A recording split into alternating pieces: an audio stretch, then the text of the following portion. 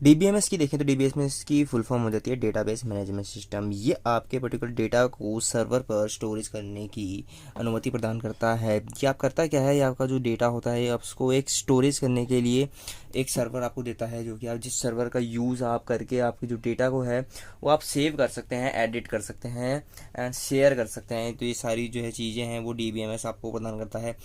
Any time ये 24 घंटे आपके पास उपलब्ध होता है। 24/7 सर्विस जो है, आप इसका कहीं से भी डेटा जो है यूज़ कर सकते हो है।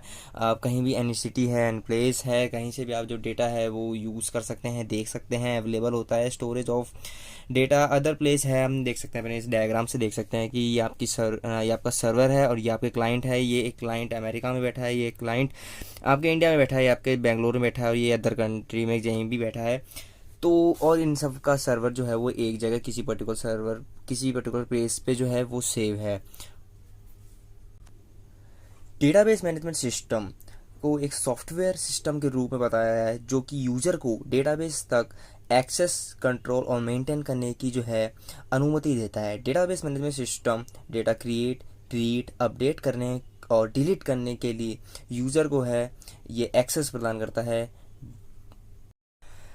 डीबीएमएस के एडवांटेज के बारे में बात करना चाहूँगा कि डीबीएमएस में एडवांटेज के बहुत सारे एडवांटेज होते हैं। पहला है सिंपली एक्सेस। सिंपली एक्सेस है, आप इसको डेटा को कहीं से भी एक्सेस कर सकते हैं। डीबीएमएस में डेटाबेस में आसानी से एक्सेस किया जा सकता है। आसानी से एक्सेस करने के लिए इसमें अपन एपीआई का यूज़ करते हैं, जिसे एप्लीकेशन प्रोग्रामिंग इंटरफेस के रूप में उपयोग किया जाता है।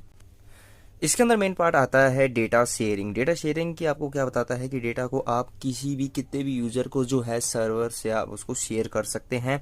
आपके पास वो डेटा सेव नहीं है, लेकिन वो कहीं भी किसी भी सर्वर पे सेव है, उसके द्वारा आप किसी भी कितने भी यूज़र को जो है आप अपना जो डेटा है वो शेयर कर सकते हैं। ये जो है इसका डीबीएमएस का सबसे बड़ा एडवांटेज हो जाता है। नेक्स्ट इसके अंदर आ जाता है आपका data backup and recovery. Data backup के अंदर आपको ये सबसे ज़्यादा महत्वपूर्ण क्यों माना जाता है, क्योंकि आपको खुद के डेटा को बैकअप लेने की जरूरत नहीं होती, क्योंकि आपका सर्वर जो है ऑलरेडी आपका डेटा का बैकअप ले चुका होता है। जिसके अंदर आपका कभी भी डेटा अगर सर्वर अगर डाउन हो जाता है और आपको कभी सर्वर नहीं चलता है, तो आपको रिकवरी करने की आसानी से सुविधा उपलब्ध हो जाती है। डेटा को रिकवर आपका आसानी से हो जाता है, क्योंकि सर्वर आपका ऑलरेडी डेटा का बैकअप लेके होता है। उसके अलावा भी इसके अंदर काफ़ी सारे जो एडवांसेज है वो आ जाता है, जैसे मेंटेनेंस कॉस्ट आ जाता है।